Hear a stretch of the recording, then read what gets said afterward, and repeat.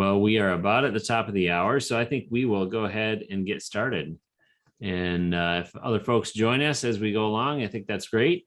Otherwise, we are recording, and this will go into the i2 online video platform for folks to check out whenever is convenient for them. So good afternoon and good morning. My name is Ben Feynman. I'm the Director for Industry Engagement with Internet2. And I'm very excited today to host a webinar on the topic of taking email scammers to school. And we have a couple of great guests for the conversation. We're joined today by Howard Miller, who is the CIO of the UCLA Anderson School of Management. And Howard has overseen the deployment of some advanced email security functionality at their institution in the form of the ArmorBlocks platform. And so that's why it's great that we're also joined by DJ Sampath, who is the co-founder and CEO of ArmorBlocks, which is also one of our newest Internet2 industry members. So our format today is going to be a fireside chat style conversation.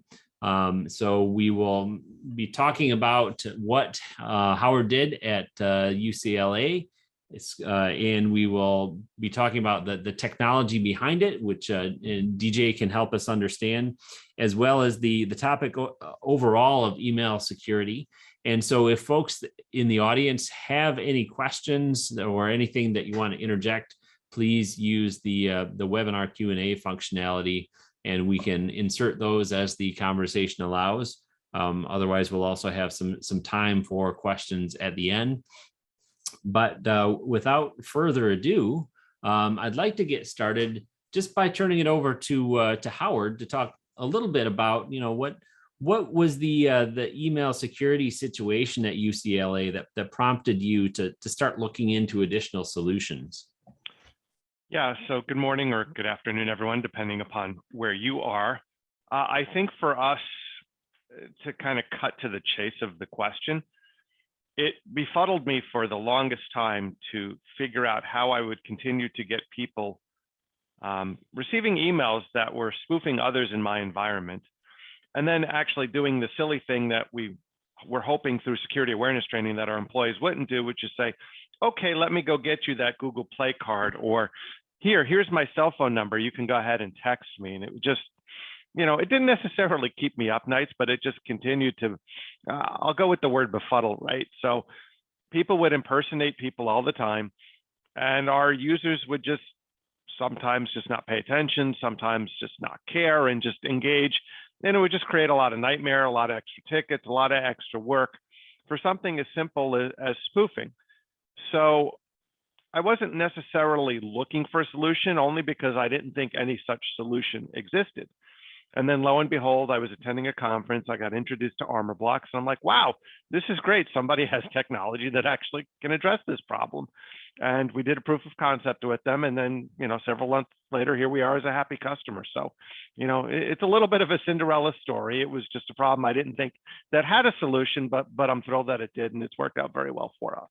No, that's great. And that's something that I've heard from other folks, and from a personal perspective, that's pretty much where I was at too, is, this kind of advanced email security wasn't something I even knew existed. And I thought this was a fact of life that we had to deal with. And, you just got to educate the users, and that only goes so far, but it's what we have.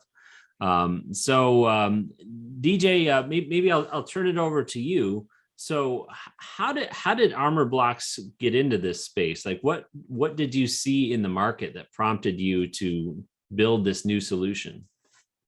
Well, thanks for having me here, Ben, and Howard, great to meet you. And like you said, good morning and good afternoon to people that are here at the webinar. It's a terrific question, Ben. To be very honest, my background has been in security. Right, I've had the chance and the opportunity and the good fortune to have built another startup before this very successfully. So when we as security practitioners sort of even look at, hey, what is a problem that's out there that needs to be solved that meaningfully can move the needle for folks like Howard and his team, we realized very quickly that emails, which are the true system of record for any organization, when they have to communicate in and outside of their organization, they still have to use emails. With even though there's proliferation of like the Slacks and the Teams and the messaging tools of the world, emails is really where business gets done. And so when we took a look at that infrastructure, we recognized that the controls that are in place, whether it's from a security perspective or compliance or governance, the controls were not nearly as modern as you would have expected for something that is so important for the business to sort of be. And report after report from Verizon's data breach reports kept saying that 94% of attacks are because of email initiated compromise. Billions of dollars had been lost due to email initiated attacks, as the FBI constantly keeps putting out those notices. And then the reason why this is so hard is, to Howard's earlier point, people had stopped in some ways innovating. People had agreed to saying, hey, listen, we're going to accept this, whatever we have right now as the best possible outcome. Let's train the users.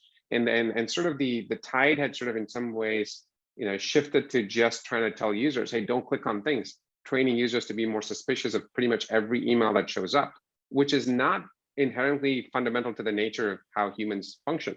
They want to get their jobs done. They want to be good at what they do. And they expect technology to solve for some of these types of issues. So that was really the spark, right? When you start to make humans more cynical than they need to be, we've got a problem here. So we said, hey, let's solve this problem using technology, and it can be solved. I think that was a big aha moment for us, was that we could apply natural language, understanding, NLP and NLU, the latest and the greatest, in terms of understanding content and context. And that resulted in us putting Armor blocks together. No, that's amazing. And so is there anything in particular, email security is something that everybody deals with, but is there anything particular about the higher education market that makes universities particularly vulnerable to these kinds of attacks? I mean, I can tee up a couple of softballs for you, but at least for us, first of all, we run in a very open environment. Everybody is very trusting. Everybody is very collaborative. I can go back to once when we were mock phishing our own users, and we got our head of HR, and she happened to say, well, you can't do that to me. I trust you, right? So there's this inherent trusting nature of our user base in general, to want to be open, to be collegial, to be collaborative. So, right away, that spidey sense that says something may be wrong with this email just doesn't exist, right? Or if the dean reach out and say, hey, do you have a few minutes for a brief call, right? And I got one of those from him a couple of weeks ago, and I actually looked at it like 5 times just to make sure it was legit, and it actually happened to be one, because everyone previous was a fish, right? So, to DJ's point about trusting, about what we expect, can we only take this so far? It's sort of how we're bred in higher ed, right? And even if you put that external email banner on your emails to say this comes from an outside source, we collaborate with researchers all around the world, right? So, to put that on there is almost confusing and even more detrimental to them being able to get their job done. They just need to know that whatever they get, they can trust and they can go on, right? And so to the extent you can take them out of that equation and you can insert technology, that's really for us. I think what the big difference is and why a tool like Armor blocks is so helpful. Howard, you're spot on. And one of my big perspectives on the higher education market, Ben, is that a .edu domain is American royalty. It's when you think about the modern era, you think about sports, NHL and the NFL. The way sports people are embedded deep into American royalty, so is the .edu, like universities and schools. People from all over the world, when they hear UCLA, they want to be there. They want to be part of that institution. And UCLA and its success, if you take a look at the EDUs, they connect into pretty much all types of organizations. They connect into the latest technology organizations, whether it's Facebooks or the Googles of the world. On the other side, they connect into the public sector as well. They connect into all of the governmental agencies, whether it's a 3-letter agency, of your choice, pick a name, and institutions do business with them. A lot of these grants are funded by these public sector organizations, and state-of-the-art research that moves the needle, whether it's in identifying the latest and the greatest with respect to a vaccine, or if it is the technology component that goes into a rocket. It's the jet propulsion labs that are building out something that's going to fundamentally define the future. EDU is central to pretty much all of these innovations that are happening across the board. So if I'm an attacker, when I wear that hat for a second here, which is my point of entry, which is the most cost effective for me, but has the highest ROI in terms of being able to connect into all of these different sources. It's, EDU now starts bubbling up as one of the top sources, top things that I go after. We see a lot of times, we notice once you have an email coming in from a .edu domain, your likelihood of opening that email, skyrockets. Your likelihood of clicking on a link skyrockets as well. So it becomes absolutely important to sort of protect our universities, our .edu domains, because you last thing you want is a compromised account. It's not even so much about attacking the workflows. It is that too, but once you have that, a lot of times we've observed attacks being repurposed to be able to go outside of a .edu domain, and a lot of attackers use that as the jump off point to be able to send things outside. So if you ask me, is EDU important? Where does it rank in the market? It's one of the top priorities for us here at Armorblox. Yeah, that's fascinating. I hadn't really looked at it that way. I mean, you don't think of universities as being a high value target because it's not like a bank. It's not like you're going to steal a bunch of money from the university, but as a point of entry into all kinds of other industries and targets, yeah, that makes a lot of sense. So, we when you think about email security, most of the time people think about, well, in the olden days, we got viruses as attachments. That's largely doesn't happen anymore. But nowadays people think about phishing as the main thing to be concerned about. Is that the main risk today? And what other kinds of email security risks are out there today? Yeah, I think for me, it's the biggest risk, right? Most accidents happen when people click on things they're not supposed to click on, right? And even if I go back to some of these mock phishing scenarios, and a lot of them have gotten really good, and people have generally gotten better at looking at the link and trying to figure out if it's real or not. And they've at least been able to raise their suspicion. And listen, I get people are busy everywhere, but I think the EDU is a special type, right? And so we just have some people who are just not paying attention. Like for students, for example, right? They get thousands of emails from all different places across the university, and they're not sure which is legitimate or not, and they're not going to take the time. Or some of them just want to see what it does for fun because that's the type of student we have. So, you get all different kinds of flavors. And again, people will just click because they're either too busy or they're not paying attention, they're not taking the time, or they're a little bit cavalier. So again, that's the use case that I think we have to protect the most, because it's the easiest. This is the front door is open and you just pretty much put the red arrow there and said, come on in, right? And that's what happens. You're spot on. I think the evolution of these attacks are starting to get.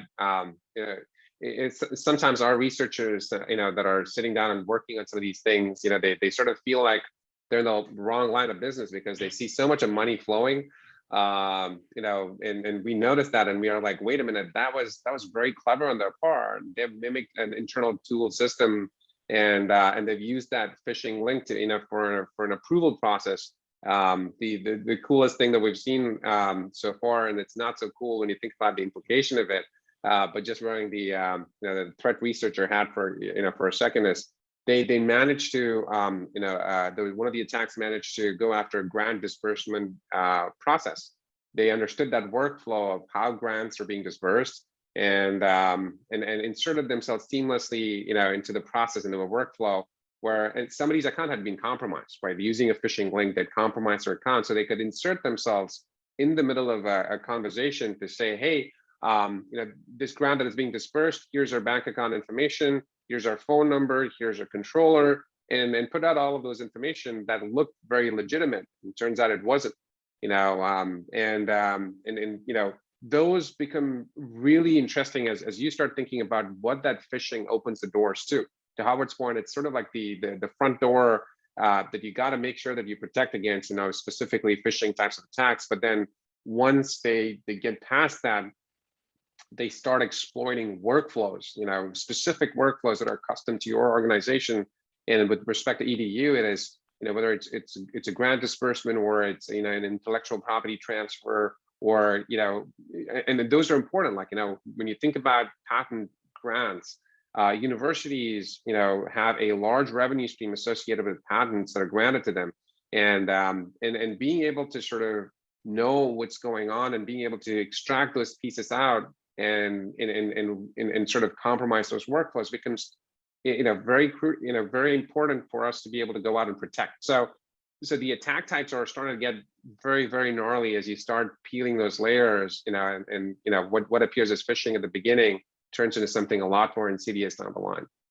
So I would love to dig into that in terms of, could we talk about an example of what one of these attacks would look like? And then what does a platform like ArmorBlocks do to stop it in its tracks?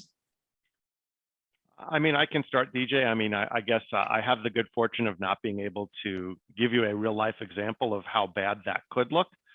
I think for me, and this goes back to, how did I end up with ArmorBlocks in the first place? And it's a fair place to land, is sometime in the spring, we had, a user click on a phishing link, and somebody asked that user to go out and buy some Google Play cards.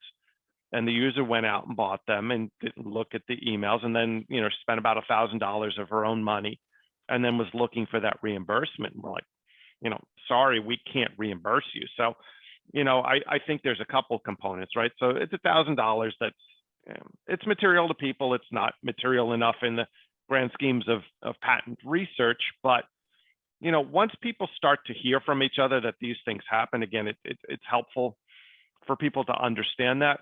But at the end of the day, when we were researching partners in this space and we did a proof of concept, that email showed in quarantine, right? So that email would have never made it into our environment in the first place. It would have landed in some quarantine folder, and then we wouldn't have had that problem. So we wouldn't have had the help desk ticket. We wouldn't have had the back and forth of all the time we spent as an organization finding out what happened, who clicked on what, was this authorized, can this person get reimbursed? There was just a lot of lost productivity on one incident like that. And if I just build on that real quick, and the period of time that we did in our proof of concept was about 6 months. And there were probably about 4 or 5 emails that in that stretch of 6-month time, I knew were specific problems. And every one of them ended up in the quarantine folder when we did our proof of concept with ArmorBlocks. So, I mean, for me, it was as simple as that. That was a no-brainer. I was hooked at that point. But I'll turn it back over to DJ, and maybe you can build on that a little bit. Yeah, and what I'm hoping you can build on, DJ, is how did that email end up in the quarantine folder?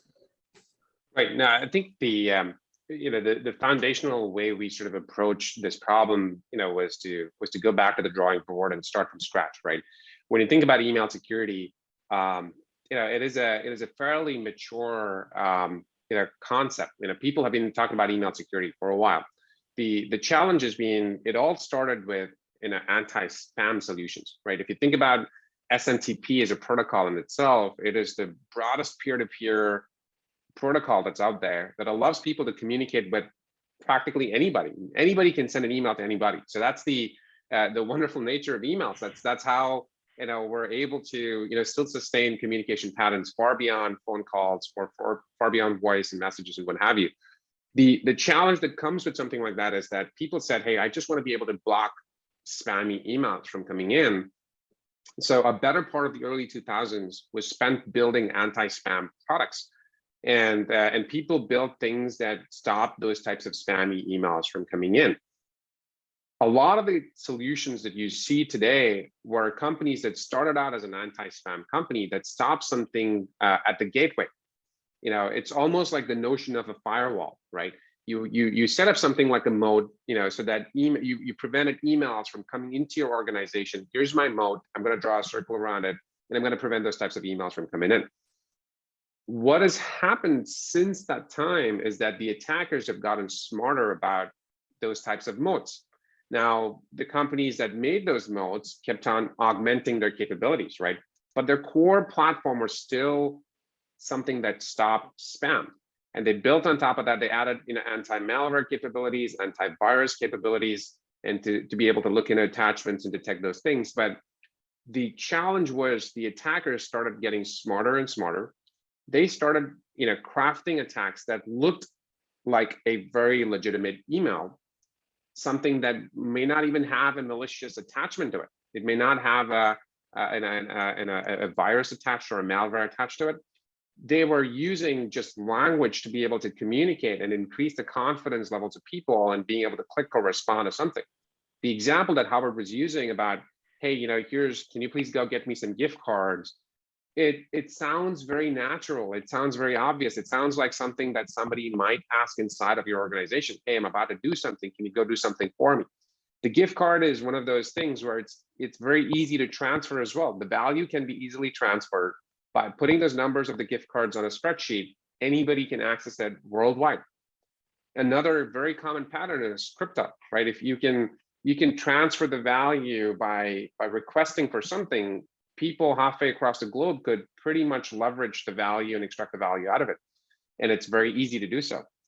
So you'll notice, whether it's a ransomware that makes it inside of your environment or the gift card scam, they leverage, the trust of the user that's reading that email by using language, by enhancing context, by extracting some context from common public sources. If somebody tweets about, hey, I just landed in in École Polytechnique in France for a seminar, and click here's a picture of me and put it on LinkedIn, put it on Twitter. That's a great piece of open source intelligence to take that and say, hey, this faculty member, this dean is actually traveling. I'm now going to send out a message to this person's team to say, hey, I just landed in France. Folks, my credit card's not working. Can you please help me, quickly pick up the tab on something here?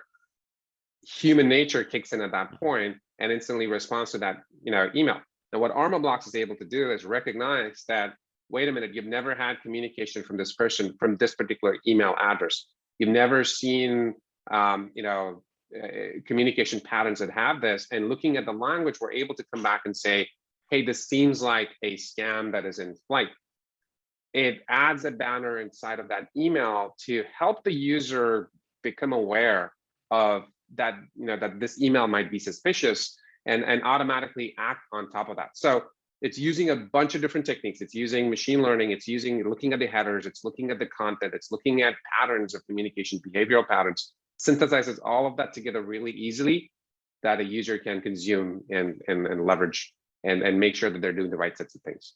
Yeah, no, that makes a lot of sense. And so that banner becomes a lot more meaningful than, Howard, what you referenced earlier, just the email comes from outside your organization. People in higher ed end up kind of filtering that out mentally because we get so many emails that are from outside the organization. But if the banner says this message may be a phishing attempt, or I'm not sure what the banner would say, that is probably more impactful. So DJ, if I understand correctly, the machine learning is not only using, what it's learned over time to identify the fingerprint of phishing emails in general, but it's also looking at the usage patterns for individual users and basing its analysis off that. Is that correct?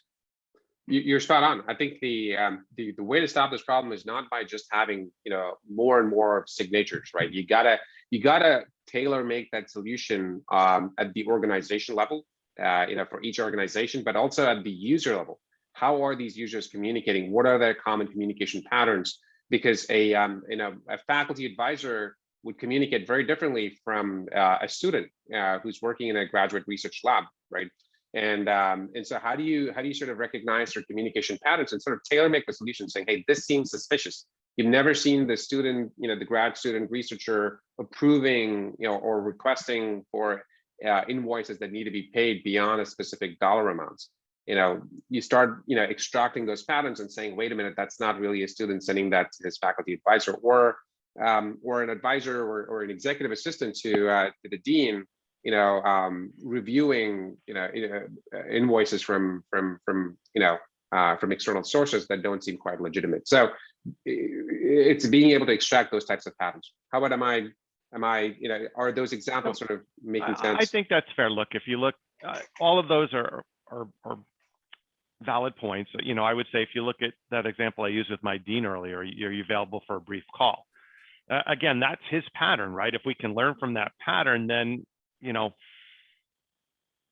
doesn't do that to everybody, but, maybe if we're figuring out where he's reaching out to, again, we can learn from that, for sure. And those points are well taken. The Google Play cards, the approving invoices, the CFO, the high value targets within the organization, all of this because of EDU, as you said, whether it's LinkedIn, it's public domain. We're not only opening the front door, we're holding it open for you at this point. We are our own worst enemy in some ways by design. One of the points I wanted to go back to, maybe we can build on this, because it was an important understanding for me in the Armor Blocks journey, was the email headers themselves, right? And this is twofold, right? So we still have the traditional secure email gateway, which we're expecting to pick up a lot of this noise, whether you want to call it the perimeter, the firewall. It's sort of that first line of defense. And for us, Armor Blocks is that additional layer of defense. It's the traditional defense in depth, but it's just another layer there. But what I learned during the process is that a typical email that comes in has a specific header and a value is coded to it. And during the proof of concept, however these phishing emails came in, Armor Blocks had calculated that header value was not the standard one. It was in large different. And that's one of the ways in which it was able to determine that it shouldn't make it through. And I've never really further drilled down on all the science there, other than just to say, this is great, I'm glad they figured it out. But I think there's something in that, again, at least in the proof of concept, that just said, oh yeah, this makes sense. I'm glad they're able to do it. Don't know how they do it. Don't need all the secret sauce, but it was fascinating to me. I love it, Howard. You're spot on. I'll have my my chief product officers and CTOs knocking on my door in a few minutes if I were to start opening up and bubbling up the secret sauce. But to your point, you're spot on. I think it was the headers do contain a significant amount of information that tell us exactly the origins of the emails, right? And when you combine that and overlay that with that context, it becomes really, really interesting. Of like, oh, here's an email, where the dean's asking, are you at your desk? But it's failing a DMARC header information, or it's coming from a domain that is a gmail.com where all of those header checks are passing. And he's never written to you from a personal gmail.com email in the past 6 months or 12 months. So all of those become very relevant pieces of information. We look at over, I think at this point we're crossing 3,000 different types of signals at any given point to be able to, distill that down and say, here's truly what's going on. So Howard, I'm interested if you can share with the other university viewers, how would you contrast the situation today versus how it was before you had deployed these additional measures? So I'll give you two anecdotes on this real quick. I've not really measured the productivity other than to say I read just about every ticket that comes into our help desk system, and I've certainly noticed that the noise related to these particular types of phish have gone down. And in general, I would say that our users have still gotten a little bit smarter over time about noticing something that just looks completely out of place. So, I'm hopeful that the combination of things, are working for sure.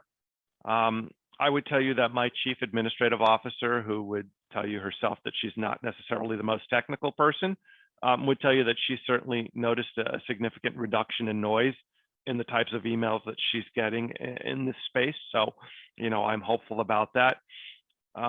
We take all of the data that we get from Armor Blocks and we feed it into Splunk. So at any time I can go out on my dashboard and look at what's going on in our world of Armor Blocks and what Armor Blocks is actually keeping from our environment.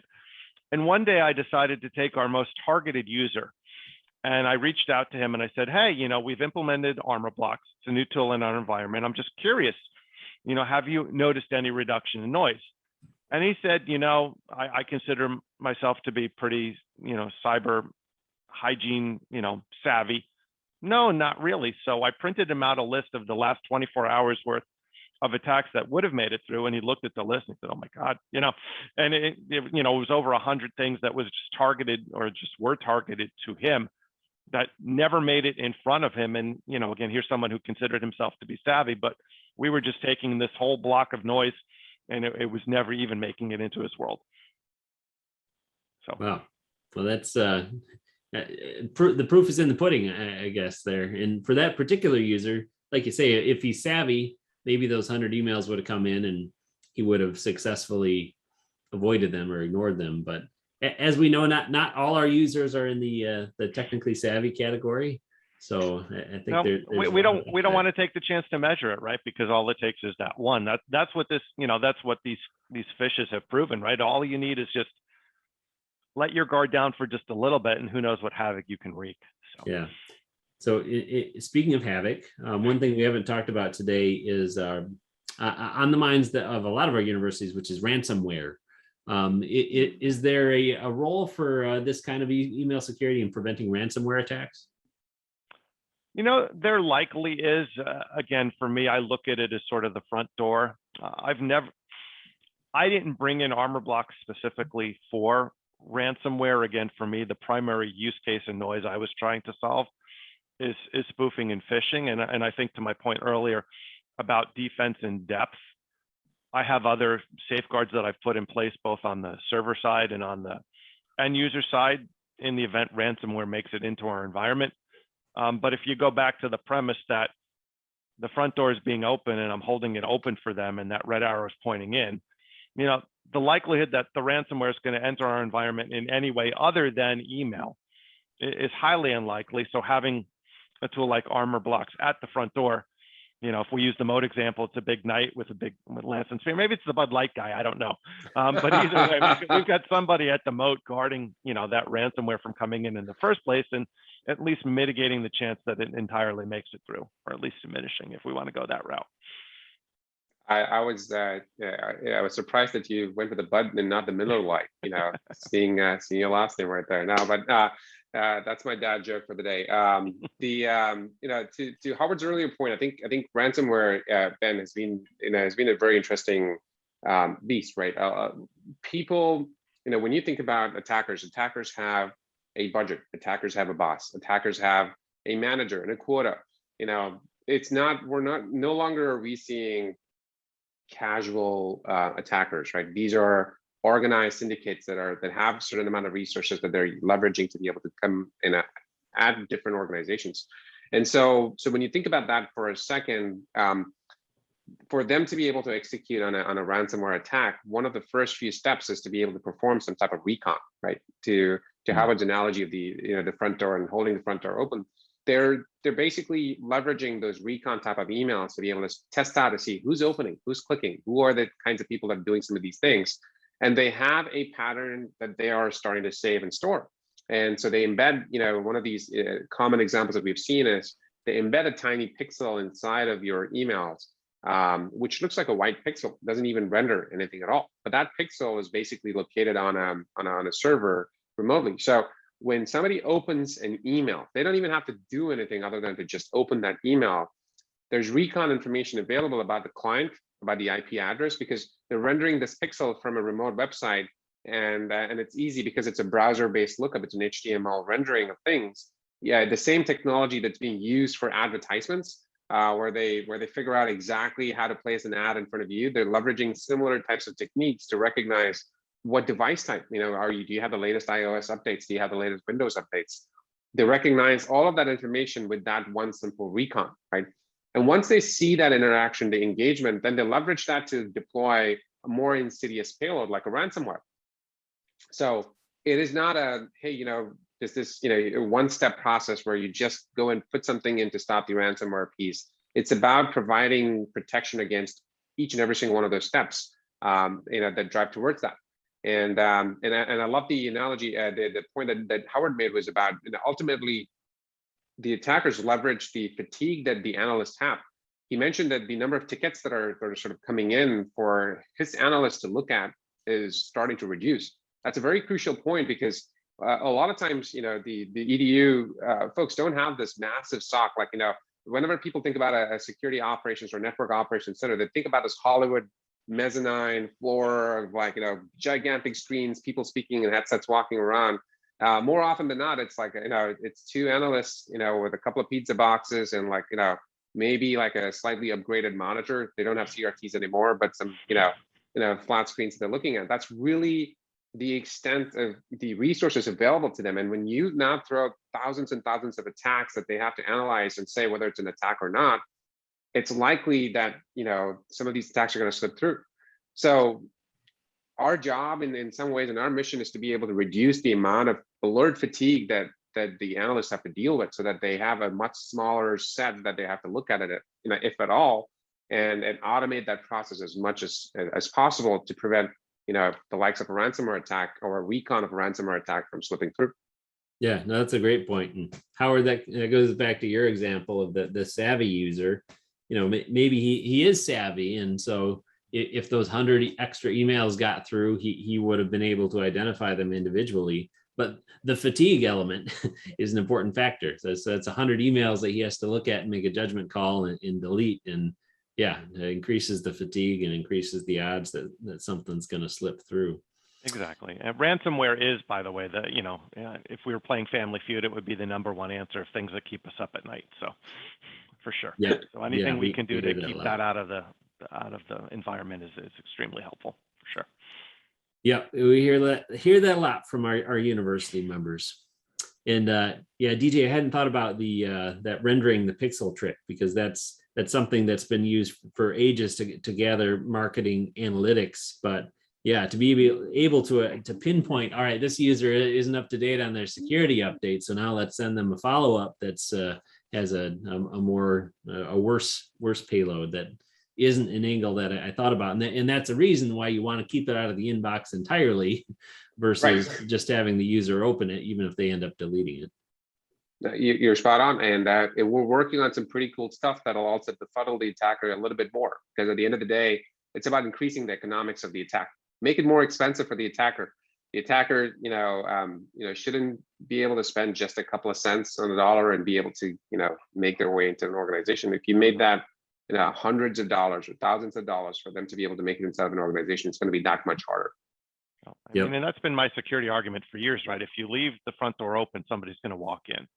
If you leave the front door closed, but it's unlocked, they may come up to the door and turn the lock and let themselves in. If you've closed the front door and it's locked, they're likely going to move on to the next house, right?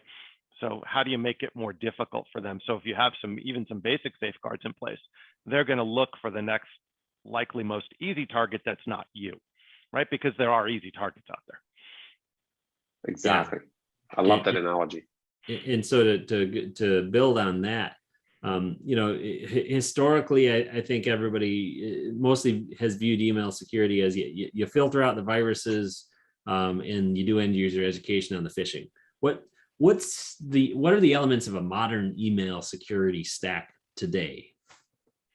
I mean, for us, it's 2 right now, and I'm hopeful I don't need to add more. But it's the traditional secure email gateway and Armor blocks as a cloud email security supplement. I love to. I want to echo that exact sentiment. I know I obviously don't have anything to say, other than that. I think typically one of the key elements that you're looking for in an API-based solution is that you're not only looking at mails coming from outside in, you're also using those APIs to be able to see emails going between accounts inside of your own organization. It's a laterally moving email conversation as well, because that helps us detect specific types of compromises when a compromise is in progress and there's messages going back and forth, even on the egress side of the house. As you see the emails go out, you're able to effectively say, hey, here's what's truly going on. A lot of those are invisible to a moat, because you may not catch some of those things. I'm not saying that you will, it doesn't come through the moat. It does come through the moat, but then you also see what's truly going on and then effectively be able to stop that. So that's part of the reason why you would invest in an SCG and you would invest in an API solution as well. And a lot of the SCG solutions are starting to become more commoditized. Like you have Microsofts and the Googles of the world offering that natively as part of their stack. And so we spend some amount of time educating our customers, saying, hey, listen, you're already paying for this thing. You don't have to pay for it again. And so let's turn those capabilities on, and then let's augment that with Armor blocks, which can be more effective at the end of the day. So that's a great point that I'd like to dig into a little bit. So in higher ed, I would venture to say that most universities use either Office 365 or Gmail. And a lot of the universities use the built-in security features with those and call it a day. How would you describe Armor blocks as a complementary solution, and why should universities consider that versus what they already have built in? Howard, you want me to take this one first? No, I'm just going to let you sell it for you. I mean, I'm happy to do so, but I'll let you handle your payroll. So okay. No, it's always helpful to hear your perspective, and then I can build on top of that. Yeah. I mean, sure, right. So again, for me, we have an actually older secure email gateway, and it's not functioning very well. That was part of the problem inherently here, right? Is that I'm actually looking to replace that as well, because it's just not doing its job.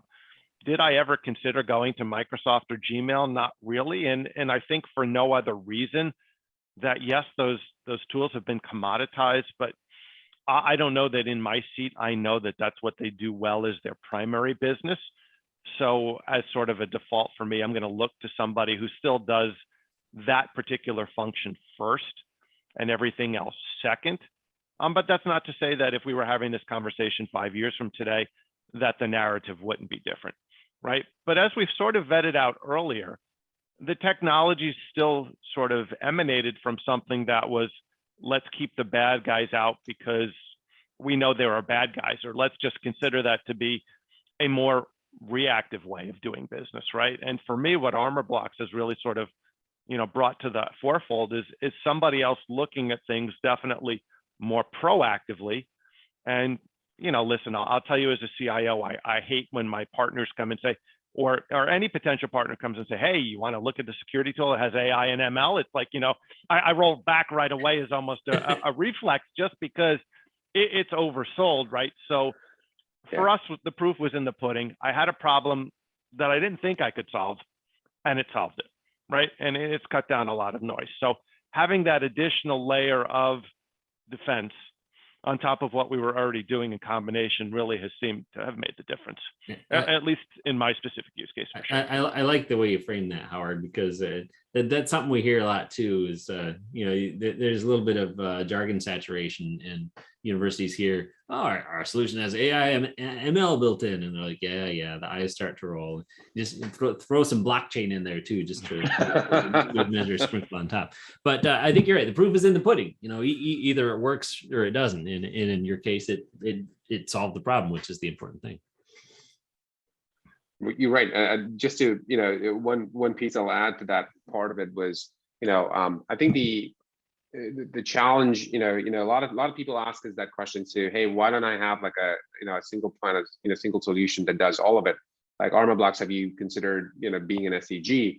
And if you take a look at a little bit of the macro trends, people are moving towards using an O365 in a G Suite. They provide good enough in some cases, and to Howard's point, in some cases it's not good enough, and that's why you look for even a better SCG. And so we've noticed that from a business perspective, we try and solve for it where we try to do as much of that as possible, so you don't have to go find multiple solutions. But I couldn't agree more with Howard in the sense that sometimes you want to pick the vendor that does one thing really, really well. That's their top priority. Now, sometimes with a Microsoft or a Google, it's not their top priority. Their top priority is to get you to use their collaboration tools, right? That is top of mind for them. And so, a lot of times as CIOs and CISOs, I think, people have to make that hard decision, and they try to make sure that they stack rank their priorities in terms of, hey, Is this a top priority for you? Can I? And it also boils down to a conversation of customer support and success, right? Being able to reach out to a Microsoft and say, hey, your report spam button's not doing it. We've been reporting the spam, nothing happened. You're unlikely to get a response, from the behemoth, and it's a little bit longer process to be able to get a Microsoft to engage. But I'm not saying that they're not good. I'm just saying that it's a much larger machinery, right?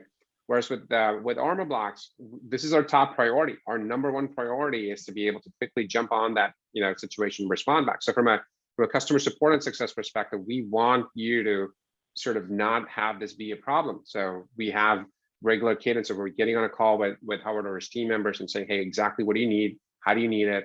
And okay, and we constantly consume that feedback. Now, when they come back and say, hey, can you make this slightly different for us? Or this would be able to, this helps us move much faster. We immediately prioritize that. We go back and we say, hey, let's work on this stuff and let's turn it around really quickly, because we know we're helping move the needle for a lot of teams. And if I could just close the loop on that real quick, right? I talked about reading the tickets in my queue, right? And if I look at a couple of different flavors of the tickets that I was traditionally getting, right? It's like, this email is so obvious. It should have never, ever made it to me. How come it made it to me? How come your technology couldn't catch it, right? I hate getting those tickets, right? I don't want to ever see another one of those tickets for as long as I live, right? Because the technology should be able to catch it if it's really that obvious, right? And then the other side is that, this email should have gotten through and it got stuck somewhere in the process, right? Okay, so who's catching it and why? And do we understand enough about that? And, if we look at customer experience as the end goal here, which is for us, we've tagged our new IT strategy around that. These tools should be part of enabling the customer experience and not disabling the customer experience. So I'll kind of park it there. Exactly. I mean, I couldn't agree more, because that's where you live and breathe that the customer experience matters the most, because at the end of the day, you've got a finite amount of time, you've got a finite amount of resources, and you want to engage with a partner that values that at the end of the day and responds really quickly and says, okay, you have a frustration, let's go fix that ASAP, and prioritize that. So that's crucial to how we function as an organization. Yeah, absolutely. So we're about 3/4 of the way through here. And so I want to encourage any of our attendees that might have questions. Now is the time to do so. And I'm going to ask Howard one last fireside chat question before we transition into closing thoughts, which is, for your peer universities, what are lessons learned during this process? And so what are things that you're glad you did, and what are things that maybe you wish you did differently, if any? Well, it's funny. I did a video testimonial recently for Armor Blocks that they told me that they showed at one of their town halls before I even got to see it, and I got to see it. And I've been really happy with Armor Blocks as a partner. Kudos to them from the initial sales cycle through proof of concept. Again, being able to see everything that the tool was going to be able to do before we were actually able to do it, it has been a pleasure to work with Armor Blocks as a company. Post implementation, we have a dedicated customer support person. We work with them exclusively. It's been very high touch when it's needed to be high touch. It's low touch when it needs to be low touch. So for me, everything has been a very positive experience with Armor Blocks. I'm not getting paid for this, but I'm happy to say that. From a lessons learned perspective, when I first found their tool, I wasn't aware of any other players in the space. I did come up against one other company that was a competitor in the space. So, I would always encourage my fellow EDU folks to go out and learn more about who the players are in the space and find the tool and the functionality and the partner that would just make the most sense to work with them. I only found two. I'm sure that there are a couple more, but at least for what we were looking for in terms of price and functionality, Armor Blocks checked all the boxes. So, I really don't have anything negative to say about my process or where I've landed. So it's just been great from end to end. Great. Well, I haven't seen any questions come in. So DJ, I'm going to turn it over to you for any closing thoughts. And then Howard, I will let you have the last word before we wrap up. So DJ. Oh, thank you. Thanks, Ben. First of all, again, I'd like to thank both of you for, for the Internet 2 team to organize and make this available and invite me. And and to Howard for making the time. I know we've got an incredibly busy schedule, Howard. I really do appreciate you taking that extra time to be part of this. The parting thoughts I'd like to leave most folks with is, when you think about emails, when you think about textual data, when you think about what types of controls you have in place, please, spend a little bit of time understanding exactly what's truly going on inside of the environment. A lot of times, we've actually been in situations where we said, hey, you're a problem, we cannot solve it. You got to go talk to somebody else to be able to fix it. We've been very transparent about what we can and cannot do. And we can only, in our engagements, almost always, we try to find where we provide the most amount of value, right? And to do that, a lot of times you sort of see the technology team on the other side. If they had spent the time understanding their environments a lot better, it really makes that conversation go that much faster, and it's a lot more effective in terms of what we can come and help and do. Emails are the true system of record. Emails are under attack. Emails need better security controls. And a lot of it is about understanding your risk profile and being able to come up with a layered strategy. It's not a one solution or a silver bullet or something that solves all of your problems. It is going to be a layered approach.